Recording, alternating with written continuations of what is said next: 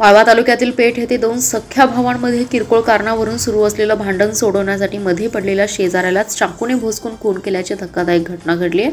31 डिसेंबर रोजी रात्री 9च्या सुमारास हा खून झालाय। खुनाच्या आरोपातील आरोपीला इस्लामपूर पोलिसांनी 3 तासात जेरबंद केलं। सचिन सुभाष लोंढे असं मृताचं नाव आहे। खून प्रकरणी संग्राम कमलाकर शिंदे याला इस्लामपूर पोलिसांनी अटक केली आहे। 31 डिसेंबर रोजी रात्री 8:30 वाजण्याच्या सुमारास भीमनगर बोर्डाजवळ अण्णाभाऊ साठेनगर येथील संग्राम शिंदे आणि त्याचा मोठा भाऊ शरद शिंदे या दोघा भावांमध्ये किरकोळ कारणावरून भांडण सुरू होतं। दरम्यान सचिन लोंढे हे भांडण सोडवण्यासाठी गेले।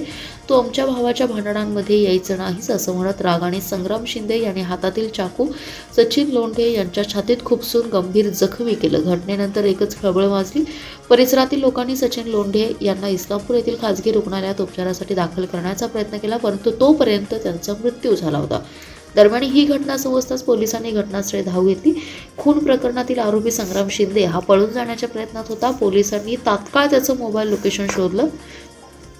पोलीस निरीक्षक संजय हारुगडे यांच्या मार्गदर्शनाखाली सहपोलीस निरीक्षक किरण दिडवाक, पोलीस कॉन्स्टेबल अमोल सावंत, शशिकांत शिंदे, विशाल पांगे, दीपक घस्ते यांच्या पथकाने नेर्लेगावच्या हद्दीतच त्याला ताब्यात घेतलं। याबाबतची फिर्याद राजेंद्र सुभाष लोंढे यांनी दिली आहे। अधिक तपास सहपोलीस निरीक्षक किरण दिडवाक करत आहेत।